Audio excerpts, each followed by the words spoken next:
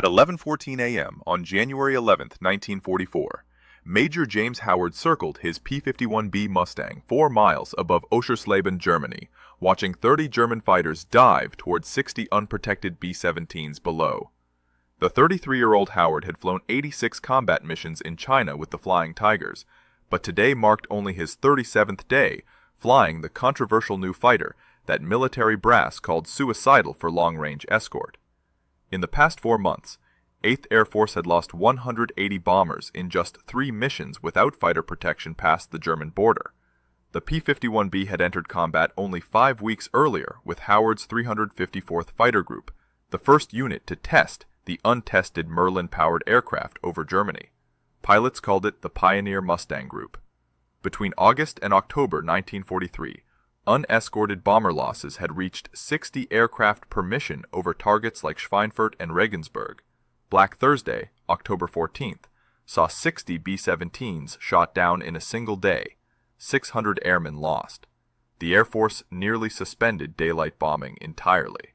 Then came December 5th. 36 P-51Bs from the 354th flew the first long-range escort mission to Paris. The brass didn't trust it. Range was theoretical. Engine reliability was unknown. Combat performance was unproven. Howard's radio crackled. His 4-man flight had scattered, chasing a separate attack. He was alone. Below him, formations of Messerschmitt Bf-109s and Focke-Wulf FW-190s closed on the 401st Bomb Group at 23,000 feet. The German interceptors had launched from 3 airfields around Brunswick. They'd been tracking the bomber stream for 18 minutes. The lead German fighters opened fire at 800 yards. A B-17 named Little Chum took hits in both wings. Another bomber, Hell's Angels, lost an engine. Black smoke poured from its number 3 nacelle. The formation tightened but couldn't evade. Without fighter escort, 60 bombers carrying 600 airmen would face the full weight of German interceptors for the next 37 minutes until they reached friendly airspace. Howard dove. He came in from above at 420 miles per hour, his 650 caliber machine guns converging on the nearest FW-190. The German never saw him. Howard's first burst shredded the fighter's tail. It tumbled away smoking. He pulled up hard, loaded 7Gs, lined up a Bf-109, fired. The 109's canopy exploded. Glass and metal fragments spiraled away. He kicked the rudder, rolled inverted, dropped onto another FW-190. 3 down in 40 seconds, 27 still attacking. His wingman's voice should have been on the radio. Silence. His flight leader should have called rally points. Silence. Major James Howard, former Flying Tiger, current commander of the 356th Fighter Squadron, was the only American fighter between 60 bombers and 30 German attackers over hostile territory 300 miles deep into the Reich. Can one P-51 survive 30 Luftwaffe fighters? Please like to share this story, subscribe for more, and let's see what happens. Back to Howard. The German formation split. 15 fighters broke left toward the bombers. 15 stayed to deal with Howard. Both groups expected the lone Mustang to break off. Fighter doctrine was clear. Never engage when outnumbered more than 2-1. Howard had 15-1 odds in front of him and 15 more behind. He had 412 rounds remaining per gun, 2,472 rounds total. He was 37 minutes from friendly lines. The temperature at altitude was negative 42 degrees Fahrenheit. His guns would start freezing soon. He kept attacking. Howard's first pass scattered the German formation. He climbed back to 24,000 feet, positioned himself between the bombers and the regrouping fighters. The Germans hadn't expected aggression. Standard American fighter doctrine called for defensive escort, staying close to bomber formations, protecting them like shepherds. Howard was hunting, alone. At 11:17, 3 Bf-109s came at him head-on. Closing speed exceeded 700 miles per hour. Both sides opened fire at 600 yards. Howard's tracers walked up the lead 109's nose. 50 caliber rounds at that range carried 11,000 foot-pounds of energy each. The Germans' rounds passed wide. At 200 yards, The 109 broke left, trailing smoke from its Daimler-Benz engine. Coolant streamed white against the winter sky. The other two scattered. Howard reversed hard, pulled 8 Gs, blacked out momentarily from blood draining from his brain. He came out of the turn onto another FW-190's tail. 3-second burst. 90 rounds expended. The 190's right wing folded at the root. 4 down. Inside the bomber formation, ball turret gunner Staff Sergeant William Thompson watched the lone Mustang carve through German fighters. Thompson had flown 19 missions from his cramped sphere beneath the B-17. He'd seen P-47 Thunderbolts escort them to the German border, then turn back. He'd seen P-38 Lightning struggle at high altitude. He'd never seen this. Thompson counted 6 separate attacks in 4 minutes. The P-51 never stopped moving. It dove, climbed, rolled, always positioning between bombers and attackers. Thompson's pilot, Lieutenant Robert Johnson, keyed his radio. Asked for the Mustang's call sign. No response. The lone fighter was too busy fighting. The P-51B carried 280 gallons of internal fuel, plus 2 75-gallon drop tanks. Howard had burned through his externals on the flight in. Internal fuel consumption at combat power ran 2.1 gallons per minute. He had perhaps 90 minutes of internal fuel remaining. The bombers were still 32 minutes from friendly lines at their current speed of 190 miles per hour. If he stayed, he'd be running on fumes by the time they reached safety. If he left now, he could make it back to RAF Boxstead with reserves. The Germans regrouped at his altitude. 26 fighters, 1 Mustang. Howard charged again. His tactics were unorthodox. Instead of picking off stragglers, he went for formation leaders. At 11:22, he came in from the sun, hit the lead FW-190 of a 4-ship element. The leader broke. The formation scattered like starlings. He didn't chase. He repositioned, waited for them to reform, hit them again. He was using the P-51's speed advantage. The Mustang could reach 440 miles per hour in level flight at altitude. The FW-190 topped out at 408. The BF-109 managed 420. Howard would dive, attack, extend away faster than they could follow, climb back up using excess energy, repeat. The Germans couldn't catch him in the extension. German pilots were experienced. These weren't green replacements. They tried sandwich maneuvers. 2 fighters would attack head-on, while 4 more dove from above. Howard saw it developing. He'd fake the head-on pass, brake hard right before gun range. The diving fighters would overshoot, unable to correct. He'd reverse onto their tails, catch 1 in the climb. 5 down. His ammunition counter showed 240 rounds per gun remaining. Half gone. Still 27 minutes to friendly lines. 25 German fighters still circling. And now his guns were jamming. The P-51B's 650 caliber Browning M2 machine guns were mounted 3 per wing. At 11:26 a.m., Howard's right outboard gun stopped firing. Frozen from altitude and rapid temperature changes during high-speed maneuvers, the gun had cycled too fast, overheated to 300 degrees, then hit negative 42-degree air at 24,000 feet. Metal contracted, the bolt seized mid-cycle. Standard procedure was to break off when guns malfunctioned. Howard had 5 working guns and 24 German fighters still threatening the bombers. He stayed. The Luftwaffe pilots were adjusting. They'd watched this lone Mustang for 13 minutes. These weren't novices. Several wore Knight's Crosses. They'd survived years over France, Britain, Russia. They knew his patterns now. He attacked from above. He targeted leaders. He extended away fast using superior speed. So they changed tactics. At 11:28, 8 FW-190s split into 2 4-ship formations. One stayed high as bait at 25,000 feet. One dropped low, out of sight below the bombers at 18,000. They were setting up a bracket. When Howard dove on the high formation, the low formation would climb into his escape route, box him in. End this. Howard took the bait anyway. He came down on the high 4 at a 60-degree angle, airspeed building past 480 miles per hour. The P-51's dive speed was limited by compressibility effects at Mach 0.75. He was pushing it. His 4 working wing guns and 2 nose guns poured fire into the lead FW-190. Armor-piercing incendiary rounds walked from tail to cockpit.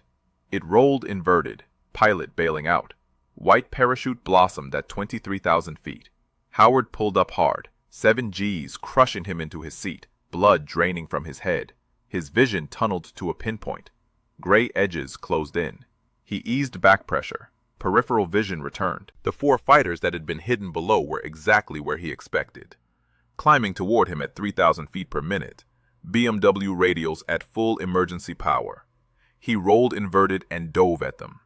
The German element leader, seeing a Mustang diving upside down directly at his formation at 500 miles per hour, broke left in confusion.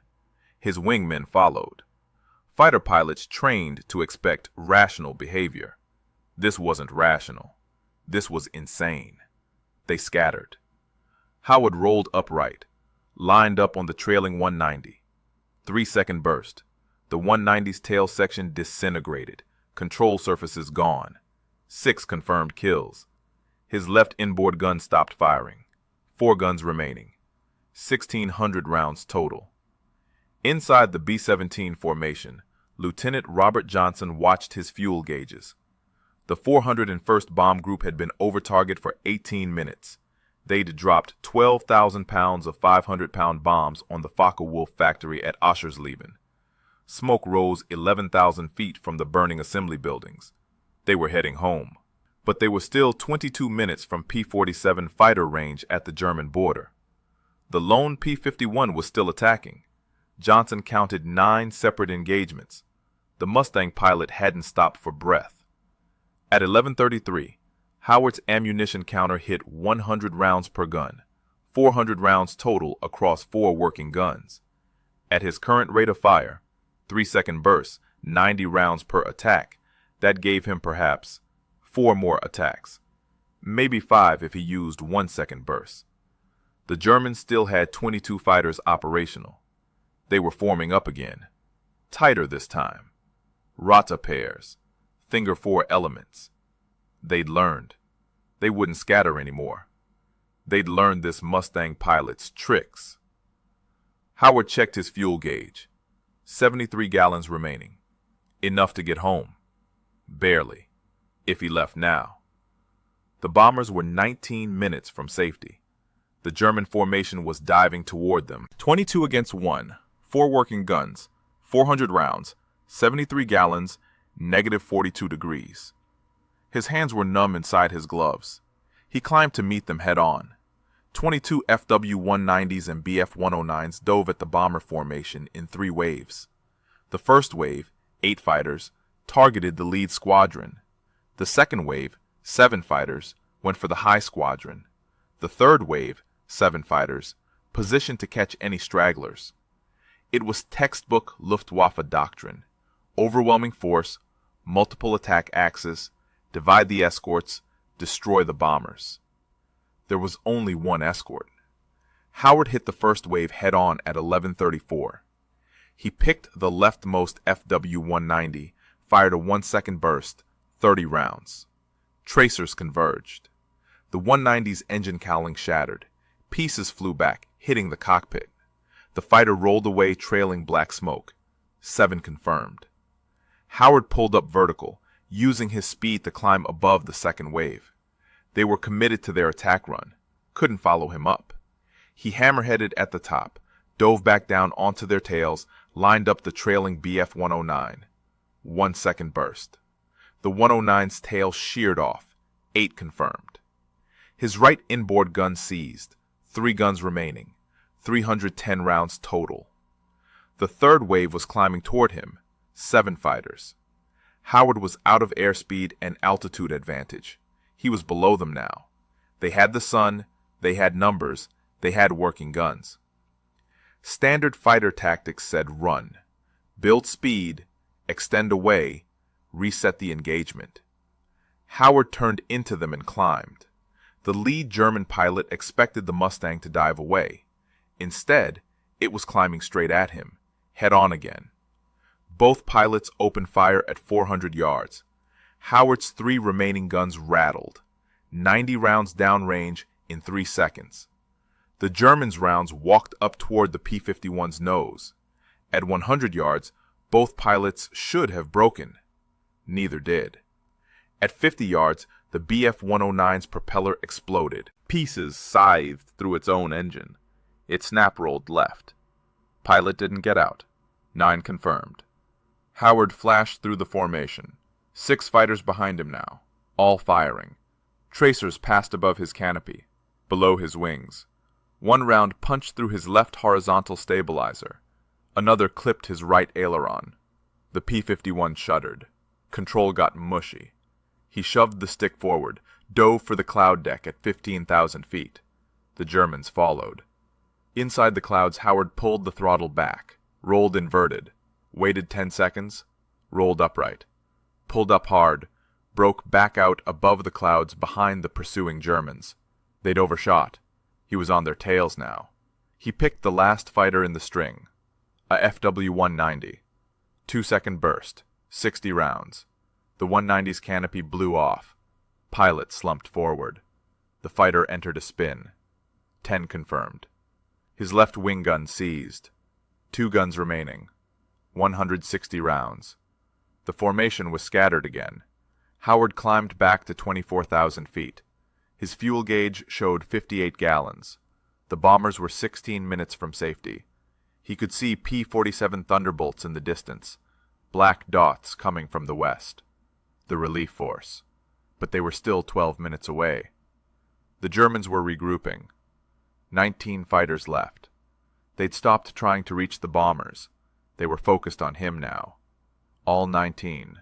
1 pilot, 2 guns, 160 rounds, 58 gallons. 12 minutes until help arrived. His oxygen system warning light flickered. Low pressure. His mask felt loose. He tightened the straps with numb fingers. The Germans formed up line abreast. All 19. Coming straight at him. No fancy tactics anymore. Just mass and firepower. Howard turned toward them. 19 German fighters in line abreast formation stretched across 2 miles of sky. When they opened fire, it would create a wall of lead half a mile wide. No evasion possible, no escape route. Just fly through it or die trying. Howard checked his ammunition counter. 160 rounds across 2 guns, 80 rounds per gun. At 600 rounds per minute cyclic rate, that was 8 seconds of firing time per gun. 16 seconds total if he fired both simultaneously. The range closed. 1,000 yards. 900. 800. The Germans opened fire at 700 yards. Too early. Rounds fell away before reaching Howard's aircraft. He waited. 600 yards. 500. At 400 yards, he fired both guns. 3-second burst. 90 rounds expended. 70 remaining. His tracers converged on the center aircraft, a Bf-109. The fighter's wing root erupted. Fuel tank detonated.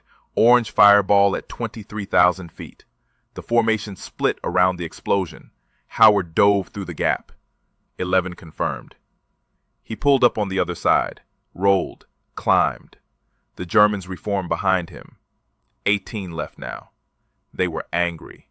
This lone American had killed 11 of their comrades, destroyed 11 fighters, made fools of an entire Jagdgeschwader. They closed again. Tighter formation. No gaps this time. Howard's fuel gauge showed 49 gallons. His oxygen warning light was solid red now. Each breath came harder. Altitude was affecting him. Hypoxia crept in. His fingers tingled. His vision narrowed.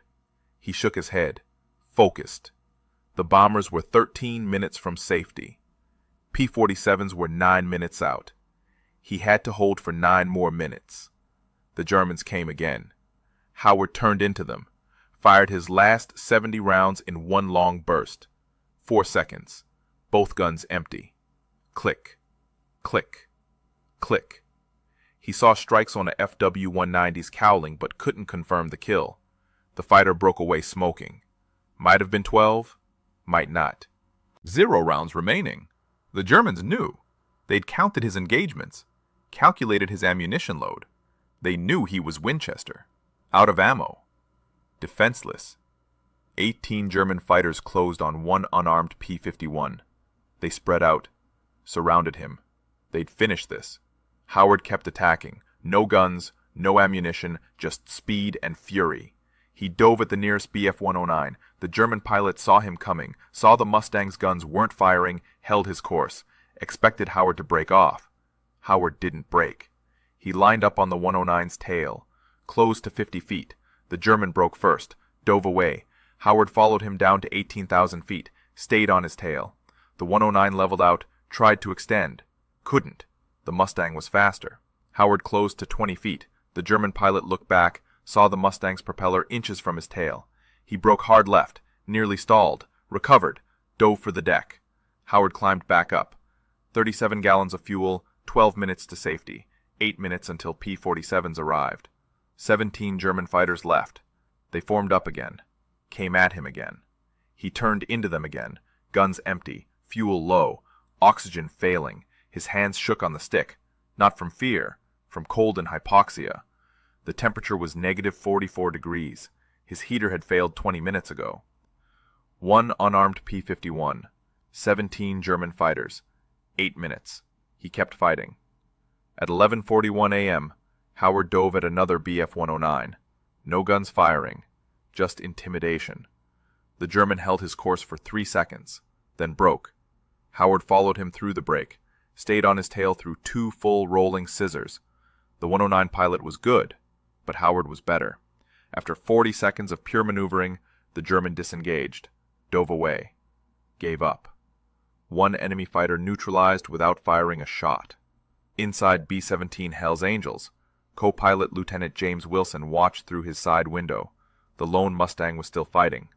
27 minutes into the engagement, Wilson had counted 12 separate dogfights.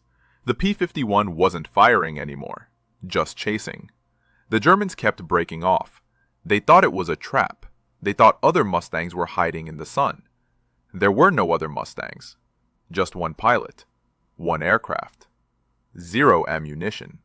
The German formation leader made a decision. Split the force. 8 fighters stayed high to engage the Mustang. 9 fighters dove for the bombers. If the American wanted to fight, fine. Let him fight. But the bombers would die. Howard saw the split. He had to choose, fight the 8 or save the bombers from the 9. He couldn't do both. He turned toward the 9 diving fighters. He caught them at 19,000 feet, came in from their 7 o'clock high, lined up on the leader.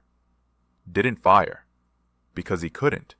The German leader saw him coming, broke hard right. His wingman followed. The formation scattered. Howard picked another target, closed to 30 feet behind a FW-190. The German looked back, saw the Mustang. No muzzle flashes, but he broke anyway. Dove away. Howard chased 2 more fighters, got on their tails. They both disengaged. The 8 fighters that had stayed high were diving on him now. Howard pulled up to meet them. His airspeed bled off. 190 knots, 170, 150. Stall speed was 120. He was hanging on his propeller. The Germans opened fire at 200 yards. Rounds passed below him. He kicked rudder, skidded left. More rounds. He shoved the nose down, dove away, built speed, 200 knots, 250, 300. He pulled back up. The Germans had overshot. His fuel gauge showed 28 gallons, warning light flashing red, 5 minutes of fuel at combat power, maybe 7 at cruise. The bombers were 7 minutes from safety. P-47s were 4 minutes out. He could see them clearly now. 36 Thunderbolts, black and white invasion stripes, coming fast. At 11:44, the German formation leader called off the attack. The P-47s were too close. The Americans would have numbers advantage. Time to go home. 18 German fighters turned east, headed back to their bases around Brunswick. They'd lost 11 aircraft, 11 pilots, against 1 Mustang. Howard watched them go. His engine coughed, fuel pressure dropping. He adjusted the mixture, leaned it out. The engine smoothed. He turned west, followed the bombers. The P-47s formed up around the B-17s. One Thunderbolt pilot pulled alongside Howard, gave him a thumbs up. Howard nodded. too tired to return the gesture. At 11:47, 33 minutes after it began, the engagement ended. 60 B-17s headed home. Every single bomber that Major James Howard had defended survived. Not one was shot down. 600 airmen lived, because one pilot refused to leave. Howard's fuel gauge read 11 gallons when he crossed the English coast at 12:23 p.m. Howard landed at RAF Boxted at 12:51 p.m. His P-51B rolled to a stop on the hardstand. Ground crew ran to the aircraft. They'd heard radio chatter, something about a lone Mustang over Germany. They opened the canopy. Howard sat motionless for 10 seconds, then climbed out. His legs nearly buckled. 3 hours and 37 minutes in the cockpit. 90 minutes of continuous combat. He walked around the aircraft with his crew chief, Technical Sergeant Henry Rudowski. Rudowski counted the damage. 1 round through the left horizontal stabilizer. Another through the right aileron. 37 bullet holes total. Most were small caliber, German rifle caliber machine gun rounds from long range. But 3 were 20mm cannon strikes. 1 had punched through the wing root, missed the fuel tank by 6 inches. Rudowski looked at Howard, asked how many he got. Howard said, maybe 3, maybe 4. Hard to tell in the fight. The 401st Bomb Group landed at their base in Deemathorpe at 1:37 p.m. Every aircraft returned. Lieutenant Robert Johnson climbed out of his B-17. His ball turret gunner, Staff Sergeant William Thompson, found the intelligence officer, told him about the lone Mustang. 30-plus minutes of combat. 1 fighter defending 60 bombers. The intelligence officer didn't believe it. Checked with other crews. Same story. 18 different bomber crews. All reported the same thing.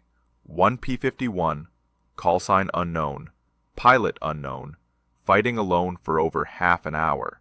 The 8th Air Force launched an investigation, checked mission logs. Only 1 P-51 from the 354th Fighter Group had remained with the bombers that long. Aircraft number 436315. Pilot, Major James H. Howard. Flight records confirmed he'd landed with 11 gallons of fuel. Gun camera footage showed 11 confirmed kills.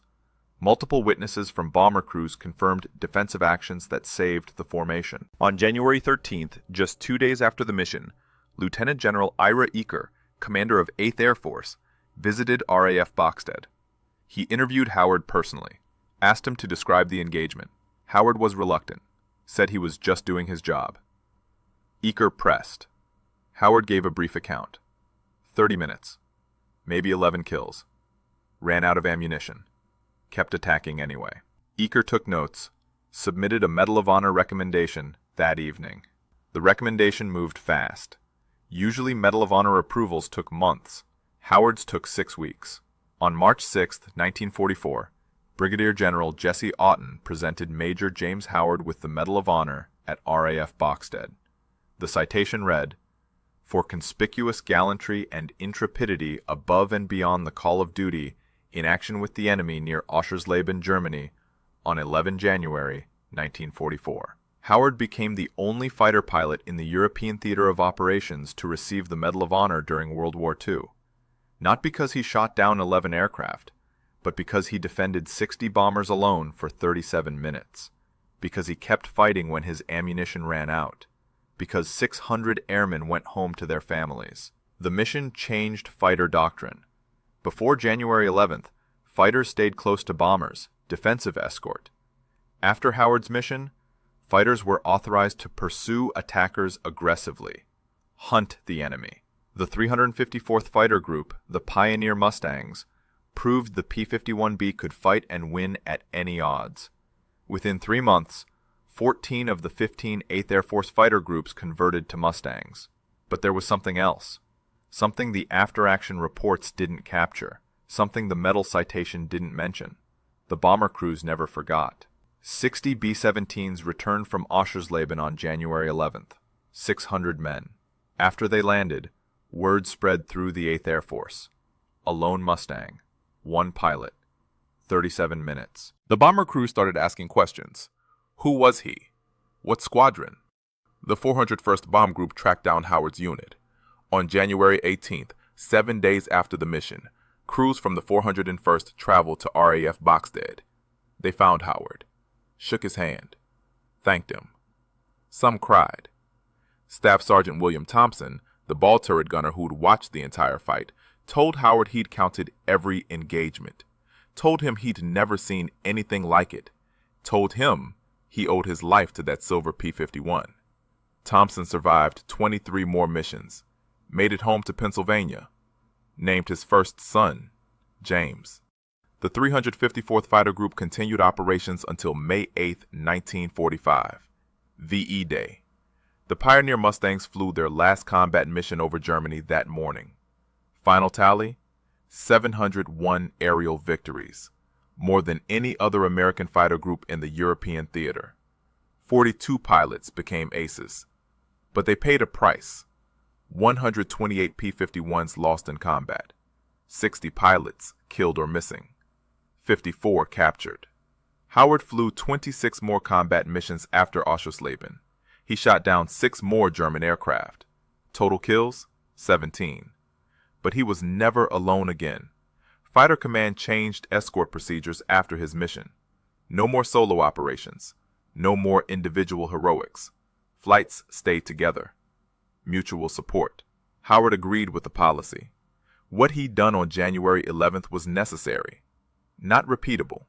The P-51 Mustang went on to become the dominant American fighter of the war.